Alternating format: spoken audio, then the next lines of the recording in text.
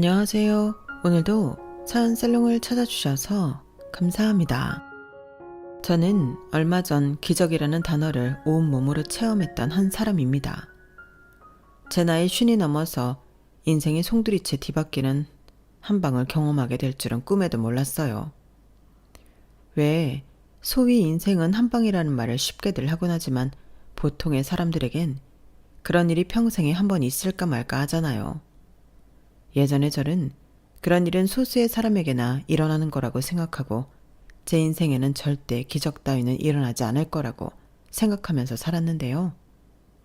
최근 겪었던 일로 인해 그런 일이 제 인생에도 일어날 수 있고 또 단순히 금전적인 이익이 아니라 제 지난 인생 전체를 위로받을 수 있는 일이라는 걸 알게 되었어요. 저의 이야기가 누군가에겐 희망이 되길 바랍니다. 저는 옛말로 표현하자면 드센 팔자를 가진 여자였어요.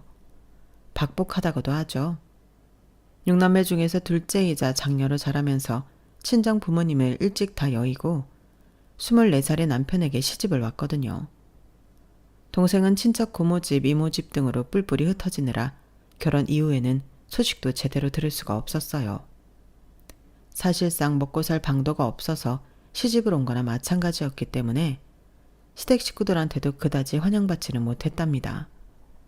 특히 시어머니는 제가 손이 작다고 늘 꾸중을 하셨어요. 애들 아버지 밥은 이만큼씩 푸라고 했니 안 했니? 국도 국물보다 건더기가 더 많게 담으라니까. 남자들 밥은 전부 다 다시 푸거라. 몇 번을 말해도 저렇게 습관을 못 고쳐. 죄송합니다. 얼른 다시 풀게요. 에게? 과일은 또 왜 이것만 사와? 내가 돈 좀 더 써도 되니까 넉넉하게 사라고 했잖니. 어? 과일 그거 하나가 너무 비싸서.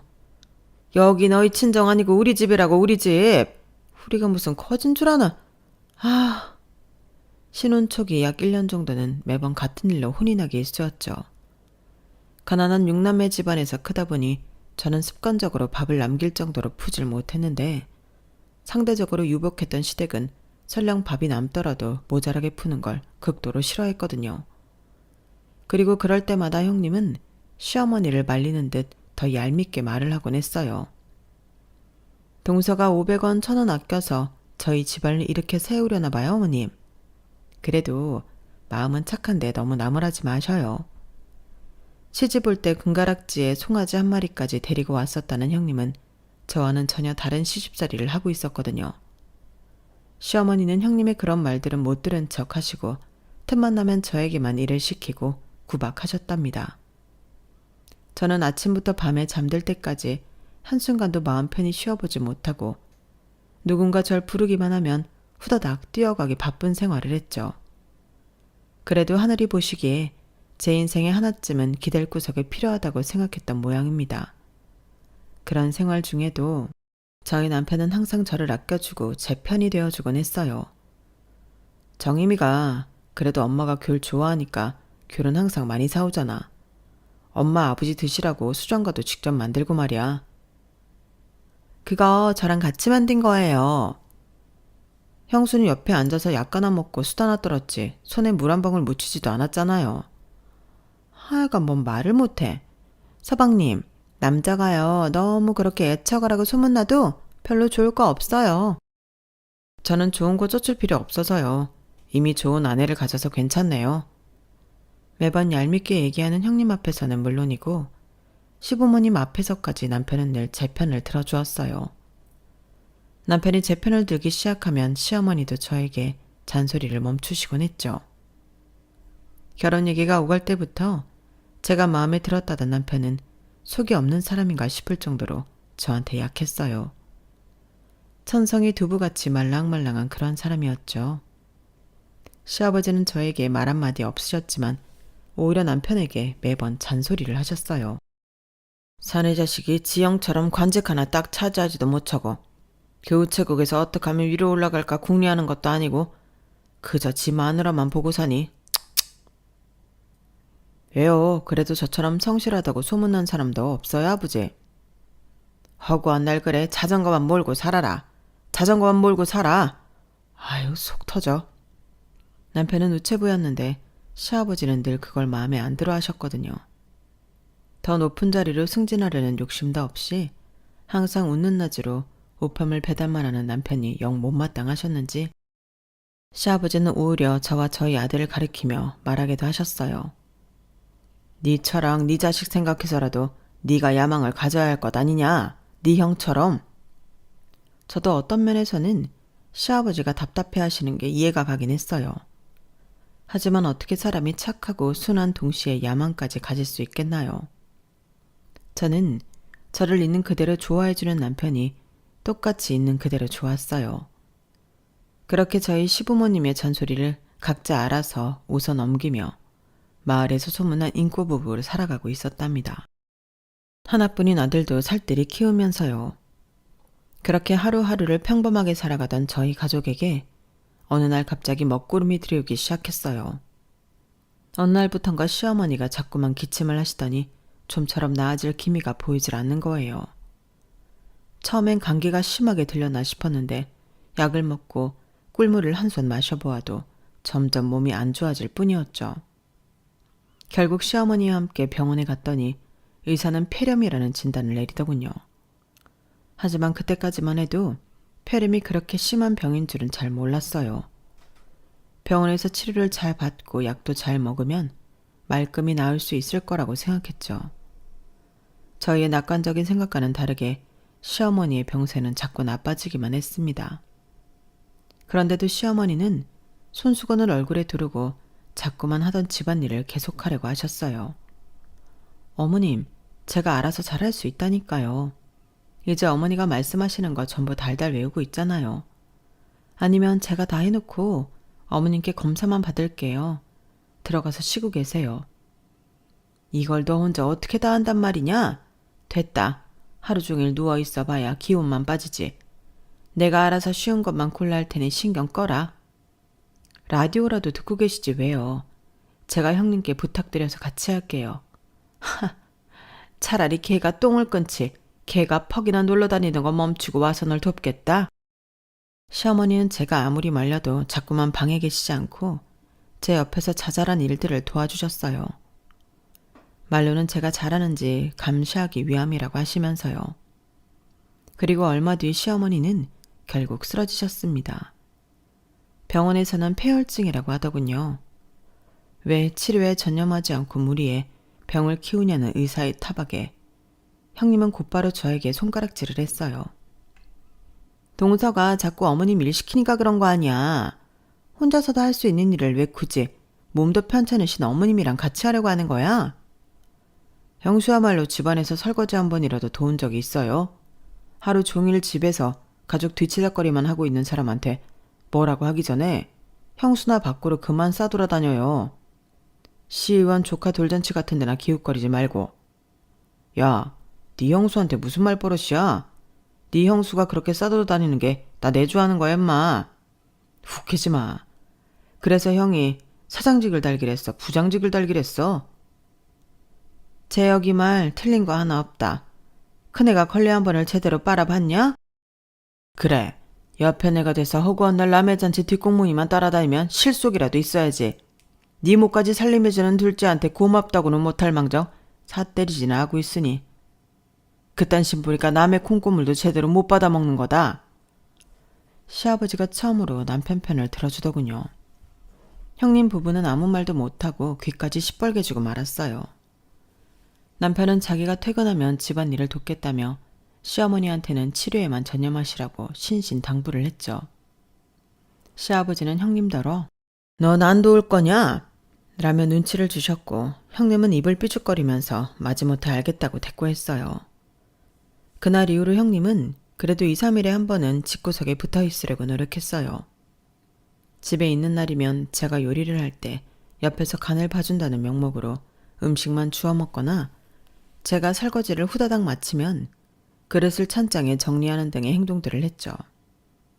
빨래만 열심히 세탁기에 넣고 돌리면서 하루 종일 소파에 누워 홈쇼핑 채널만 보기도 했어요. 저는 형님이 집에 있겠다고 한 순간부터 집안일을 도와줄 거란 기대도 안 했기에 방해하지 않는 것만으로도 감사했네요.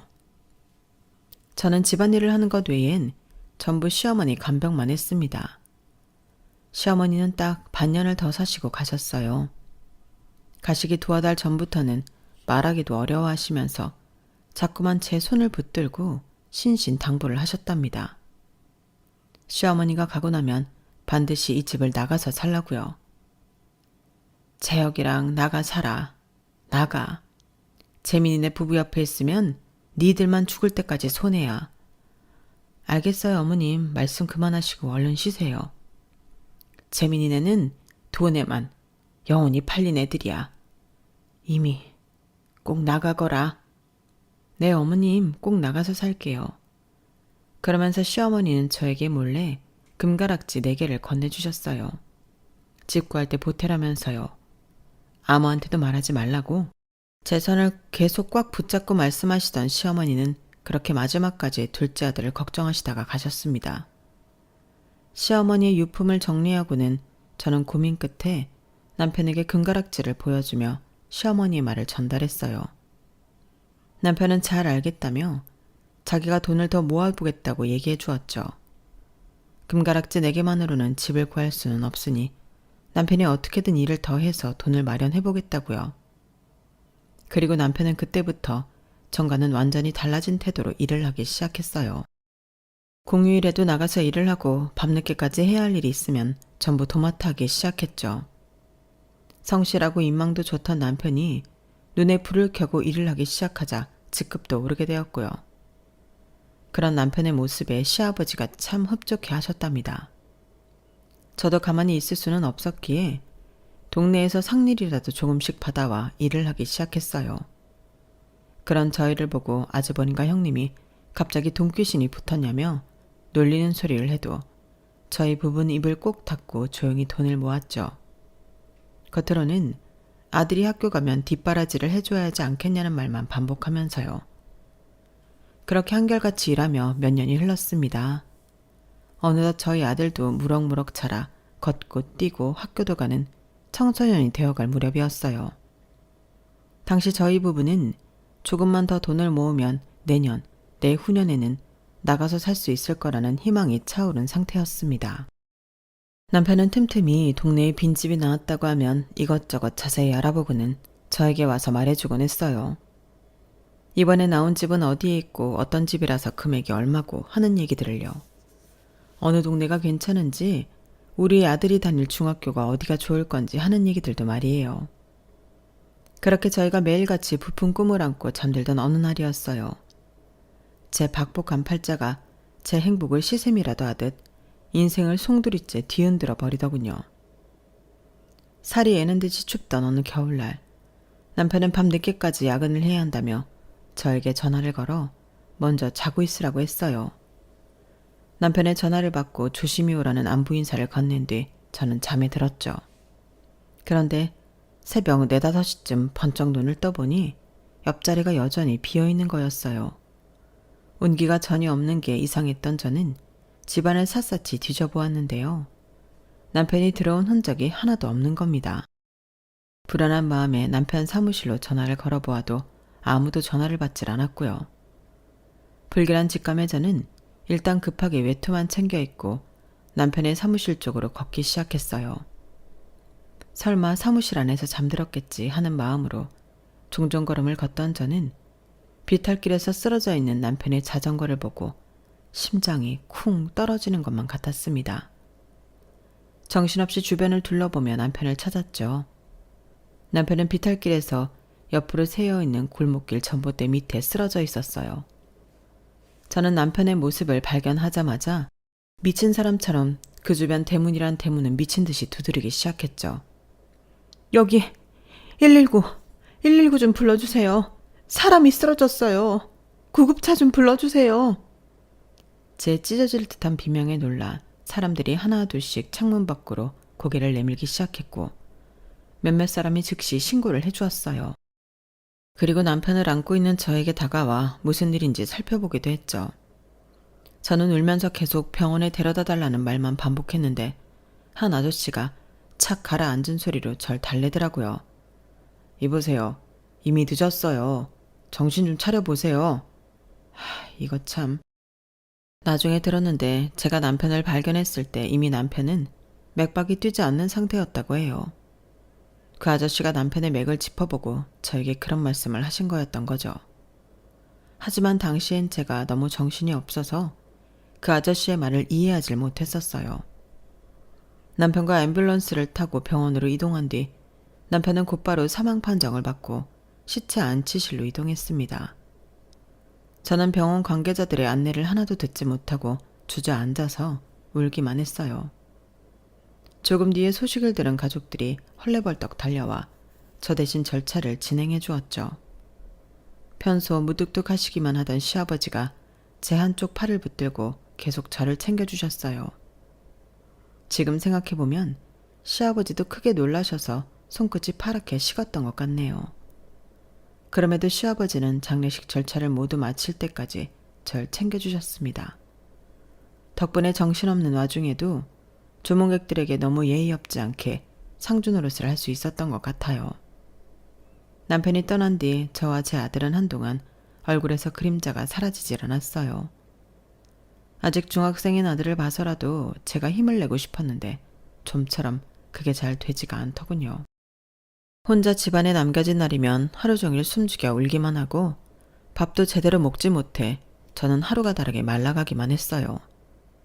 집안일도 전처럼 제대로 할 수도 없어 매번 아주버님과 형님의 짜증을 들어야만 했고요. 동서, 요즘 빨래 대충 해? 저번에 여기 와인 자국 났으니까 손빨래로 제대로 얼룩 지우라고 했잖아. 동서, 사람이 얘기하는데 어딜 보는 거야? 아, 진짜 짜증나 죽겠네. 정신 좀 차려. 아이씨, 이게 찌개야 국이야. 이걸 지금 먹으라고 내놓은 거야? 엄마가 있을 때는 좀 하는 것 같더니 엄마가 쉰 지 얼마나 됐다고 벌써부터 빠져가지고 이딴 식으로 요리하는 거야. 밥상에 수저 하나 제 손으로 올려본 적도 없는 주제에 입 다물어라. 국이 많으니 밥이랑 먹기도 좋구만 뭐가 불만이야? 먹기 싫으면 넌 나가서 먹어라. 아주버님과 형님이 저에게 볼멘 소리를 할 때면 시아버지가 늘 나서서 제 편을 들어주시곤 했어요. 속으로는 너무 감사했지만 당시엔 제가 감사하다는 표현도 잘 못하고 그저 미련하게 입만 꾹 닫고 앉아 있었네요. 그런 시간이 몇 주 지났을 무렵 저는 어느 날 의외의 전화를 한 통 받게 되었어요. 김재혁 씨, 아직 이 집에 관심이 있으신가 해서요. 집주인이 빨리 처분하길 원해서 값이 전보다 좀 내려갔거든요. 남편이 생전에 틈틈이 집을 알아봤다더니 진짜로 복덕방 사장님과도 얘기를 했을 줄은 몰랐어요. 가격을 들어보니 저희가 준비해놓은 금액으로 충분히 갈 수 있는 곳이었고 남편이 전에 얘기했던 저희 아들이 다닐 만한 중고등학교도 근처에 있는 집이었기에 저는 그곳으로 이사를 가기로 결정했습니다. 새로운 곳으로 가면 저도 제 아들도 새로운 시작을 할 수 있을 거라는 생각이 들었거든요. 저는 시아버지께 그날 바로 모아두었던 돈으로 옆 동네에 이사를 가고 싶다고 말씀드렸어요. 시아버지는 조금 놀라신 눈치였지만 그렇게 하라고 곧바로 허락을 해주셨답니다. 아주버님과 형님은 그런 돈이 어디서 나서 집을 구했냐? 그동안 이 집에서 먹이고 재워줬더니 배신하고 나가는 거냐?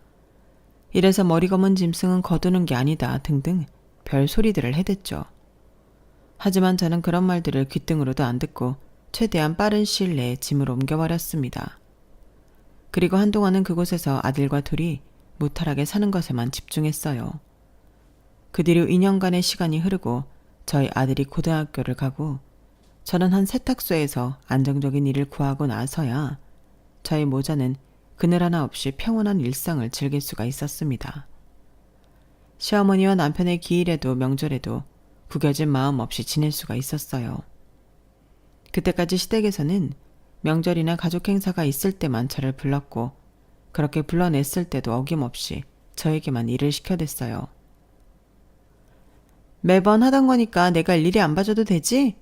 동서가 알아서 홍동백서 하여튼 잘 차려놔? 홍동백서요 형님. 어쨌든 알아서 할 테니 가 계세요. 그거나 동서 은근히 이사가고 나서는 꼬박꼬박 말대꾸를 해. 이제 자기 집도 있다 이거야? 나랑 자꾸 맘먹으려고 하네? 형님도 일 있으시잖아요. 저희 다 고만고만한데 뭘 맘먹고 자시고가 어딨어요. 어쨌든 난 그럼 이따 다시 올게. 일을 시킬 때마다 미운 소리 해대는 건 별로였지만 원래 평생 해야 할 일을 1년에 몇 번만 하는 게 어디야 하는 생각에 저도 별 말 없이 해달라는 대로 다 해주었죠. 제 생일, 저희 아들 생일에는 그렇다 쳐도 남편 기일에조차 문자 한 번 안 했지만 아주버님 부부가 그럼 그렇지 하고 마음을 포기하니 화가 날 것도 없었거든요. 그런데 하루는 형님한테서 급하게 연락이 오는 거예요. 예정되어 있던 일정이 아무것도 없었는데 말이에요. 동서, 얼른 땡땡병원으로 좀 와봐. 아버님이 쓰러지셨어. 형님의 다급한 소리에 저는 일하다 말고 얼른 병원으로 달려갔어요. 시아버지는 의식을 되찾지 못하는 상황이었고 병원에서는 뇌출혈이라고 하더군요. TV를 볼 때는 뇌출혈이란 단어를 하도 많이 들어서 그렇게까지 심각한 병인 줄 느끼지 못하고 있었는데요. 그런데 한참 뒤에 깨어나신 시아버지를 보고 저는 가슴이 철렁할 만큼 깜짝 놀랄 수밖에 없었어요. 그 정정하시던 시아버지가 한순간에 걷지도 말하지도 못하게 되는 걸 보고 조금만 늦었으면 그대로 사망하실 뻔했다는 의사의 말을 제대로 실감할 수 있었죠. 치료를 아무리 받아도 시아버지는 끝내 완전히 회복을 못하셨고 휠체어 생활을 하게 되셨어요. 오른쪽 팔과 얼굴을 마음대로 가누질 못해 식사조차 힘든 상황이었죠. 누군가의 간병이 필수적으로 필요한 상황이 되자 아주버님 부부는 서둘러 절 불러 앉혀놓더군요. 재수씨가 그동안 우리 집안에서 먹고 자고 숙식 해결하면서 모아두었던 돈으로 지금까지 잘 살아왔던 거 우리가 알면서도 딴소리 안 한 거 알죠? 재혁이가 모았던 돈도 따지고 보면 우리 차남이 번 집안 돈인데 땡전 한 푼 안 나눠주고 그대로 들고 튀었잖아. 우리 집 상황이 이렇게 됐으니 이제서라도 효도 좀 하는 게 어때요? 제가 공짜로 놀고 먹었나요? 그 집에서 10년을 식모처럼 일만 했잖아요. 그리고 남편이 모은 돈이 왜 그 집안 거예요? 제가 배우자니까 당연히 상속 1순인데요. 아주버님이랑 형님이 이렇게 저 앉혀놓고 미운 소리 안 해도요. 저는 당연히 두 분이 간병을 할 리가 없다는 거 잘 알고 있어요. 당연히 제가 할 몫인 거 알고 있었다고요. 그런데 왜 말씀을 그런 식으로 하세요? 처음으로 제가 아주버님의 말에 맞는 소리를 대꾸하자 아주버님은 당황한 듯 말을 못했어요. 그러자 옆에 있던 형님이 아주버님 어깨를 툭툭 치면서 절 흘겨보며 말했죠. 이거 봐. 동서가 혼자 살더니 이제는 우리랑 아주 맘먹으려고 든다니까? 내가 저번에 얘기했지? 맘먹고 자시고가 어딨어요. 어쨌든 제가 간병을 할 테니 아주버님이 치료비를 다 대주세요. 제가 싱글맘이라 돈이 없거든요. 이거 너무한 거 아니에요? 그 돈을 내가 다 어떻게 대라고. 이봐요 재수씨. 양심이 있으면 요만큼이라도 집안에 보탬이 될 생각을. 아주버님이 작년에 그토록 노래를 부리시던 사장직 다셨다면서요. 그런데 애 키우면서 세탁소서 일하는 싱글맘인 저한테 돈을 내라는 거예요? 사장직이 허울만 좋고 실속을 없는 게 아닐 텐데. 제 말에 아주버님은 곧바로 이 말에 힘줄 있으며 발끈했어요. 어디서 사장직을 우습게 알아? 내가 당연히 치료비야 낼 능력이 되지. 그럼 봐. 치료비는 내가 딱 낼 테니까. 약값? 약값은 재수씨가 내시라고. 알겠어? 못 내요. 아버님 간병하면 전 돈도 못 벌 텐데 저랑 아들은 뭐 먹고 살아요? 지금 아주버님이랑 형님께서 저한테 간병비를 줘도 모자랄 판에 약값을 대라는 거예요? 아주버님 능력도 좋으시면서 왜 자꾸 손을 작게 쓰시려고 하시나 모르겠네요. 아주버님은 얼굴이 벌겋게 달아올랐지만 저는 배째라는 심정으로 입을 딱 다물어버렸어요. 결국 아주버님 부부는 학을 떼며 비용을 일체 다 대겠다고 마지못해 말했죠. 저도 제 자신의 아주버님 부부 앞에서 이렇게 말을 잘할 줄은 몰랐는데 혼자 밖에 나가 돈을 벌고 살다 보니 없던 능력도 생긴 것 같았어요. 어쨌든 저희는 그렇게 합의를 보고 그 자리를 마무리했습니다. 저는 그 이후로 원래 살던 집은 채를 놓고 아들과 시댁으로 다시 들어왔어요. 아들이 학교가 멀어져 버스를 타고 다녀야 하는 게 마음에 걸리긴 했지만 그 상황에서는 그게 최선이었어요. 세탁소 일을 못하게 되니 저는 다시 밖에서 일감을 받아와 집에서 시아버지 간병을 해드리며 일을 했죠. 인형 눈알도 붙이고 가발도 손보고 하루 종일 쭈그려 앉아서 일을 하다 보니 목이며 어깨, 허리 안 아픈 곳이 없었지만 아들의 대학 등록금을, 그 다음에는 취업자금, 더 나아가 결혼 자금도 마련하려면 하루도 일을 쉴 수가 없었답니다. 시아버지는 간병하는 일은 시어머니를 간병할 때보다 훨씬 고된 일이었어요. 시아버지는 휠체어로만 움직일 수 있고 화장실도 마음대로 못 가시는 상황이었기 때문에 그런 부분들이 많이 힘들었죠. 그래도 사람이 신기한 게 아무리 힘든 일이더라도 자꾸 하면 손이 있게 되더군요. 저는 점차 시아버지를 간병하며 부업을 하는 생활에 익숙해지게 되었어요. 시아버지가 말이 좀 어눌하고 더뎌도 하루 종일 같이 있다 보니 그런 시아버지와 대화를 나누는 것도 익숙해졌고요. 둘째야, 지갑 가져와라. 지갑이요? 우식이 용돈 주시라고요? 괜찮아요, 아버님. 이틀 전에 주신 걸로 아직 차비 될 거예요. 한창 뒤돌아도 배고플 나이다. 지갑. 아유, 조금만 주세요, 아버님. 저도 내일 이거 납품하고 또 돈 받아요. 그건 모아두라. 시아버지는 틈만 나면 제 아들한테 용돈을 쥐어주려고 하셨어요. 그런 모습이 질투가 났는지 아주버님이나 형님이 자기 아들한테도 용돈 좀 달라고 하면 그건 또 딱 잘라 거절하셨죠. 우리 현우는요, 아버님. 현우 이번에 복학해서 돈 많이 들어가는데. 고개만 젓지 마시고요. 아니, 우식이는 아직 고등학생인데 뭐 한다고 자꾸 용돈을 주세요? 우식인 전교 1등이다. 참나, 우리 현우도 까탑이었거든요. 지방대 겨우 가놓고. 아우, 됐어요, 그럼. 참나. 시아버지가 조카 용돈을 안 줘서 삐진 건지 아님 원래 그럴 계획이었던 건지 아주버님네 가족은 제가 아버님 간병을 해드린 지 3년 만에 서울 근교로 이사를 가버리더군요. 대출을 얼마나 낀 건지 시아버지 병원비랑 약값을 달라고 할 때면 한숨을 푹푹 쉬면서 저한테 짜증을 부리곤 했어요. 재수씨, 이 금액 확실해요? 아니, 어떻게 치료비가 줄질하냐. 영수증까지 찍어서 보내드렸잖아요. 아버님 병사는 여전하시고 연세는 계속 들어가는데 그럼 치료비가 늘지 줄겠어요? 이게 현실이에요, 아주버님. 앞으로 점점 더 많아지면 많아졌지 줄어들진 않을 테니까 그냥 마음을 내려놓으세요. 자기 돈 안 나간다고 아주 말은. 이달 말까지는 나도 못 져요.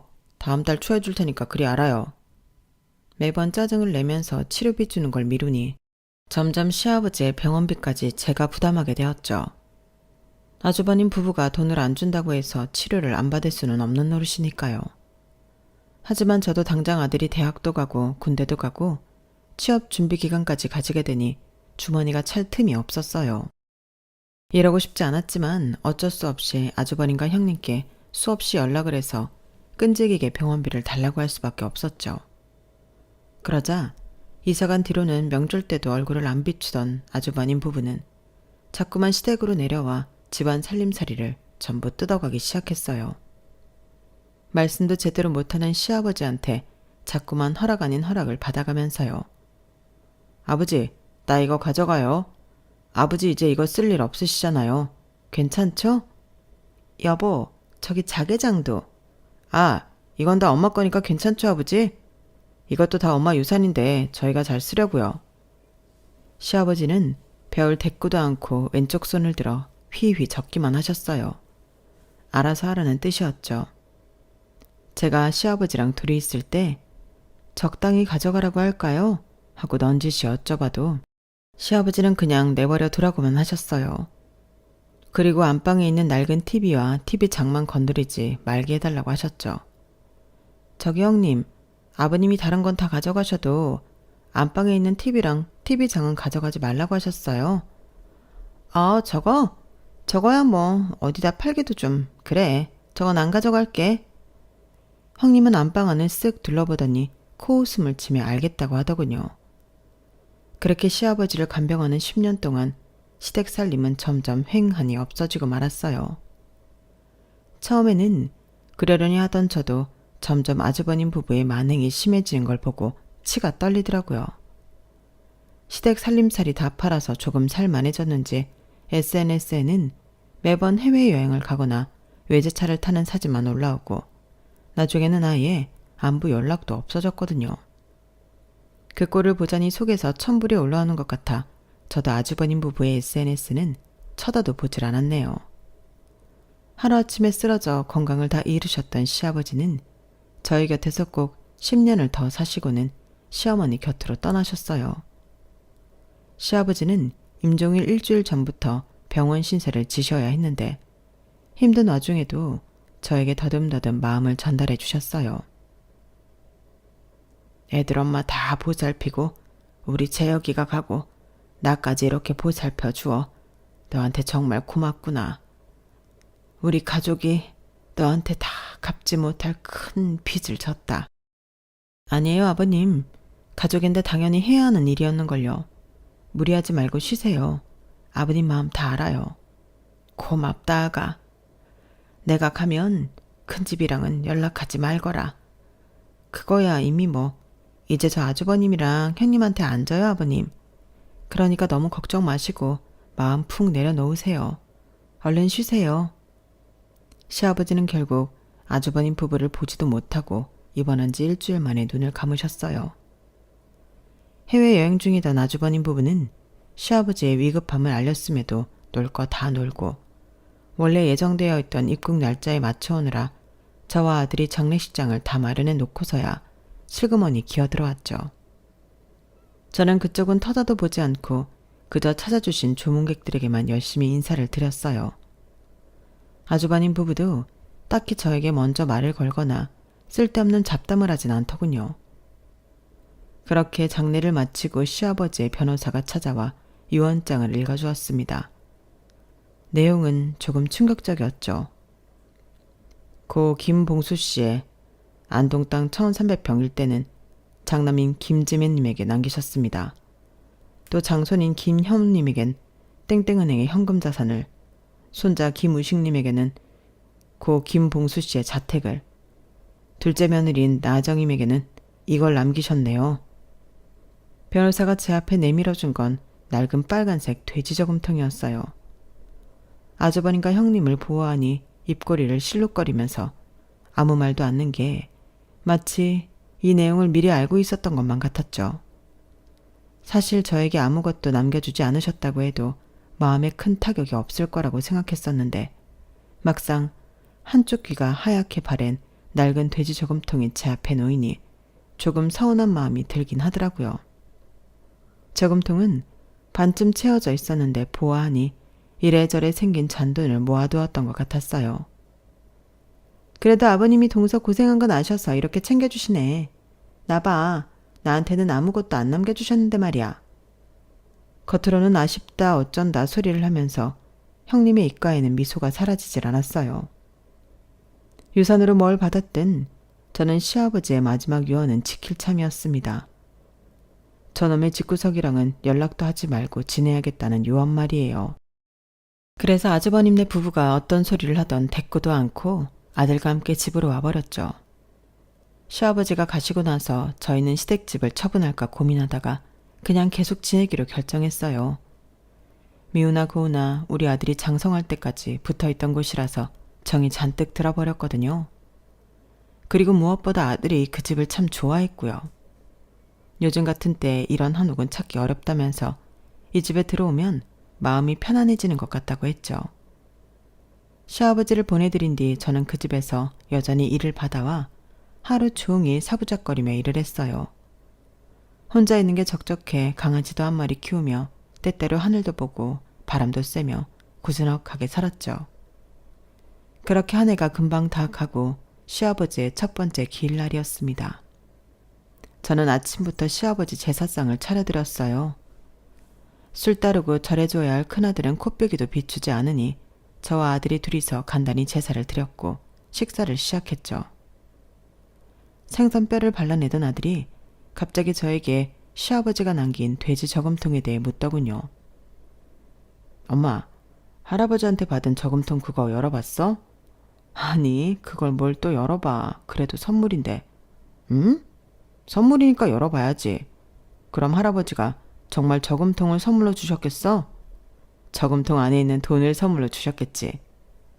그거 대충 보니까 막 10원짜리, 100원짜리 들이던데 열어서 뭐 어디에 쓰게?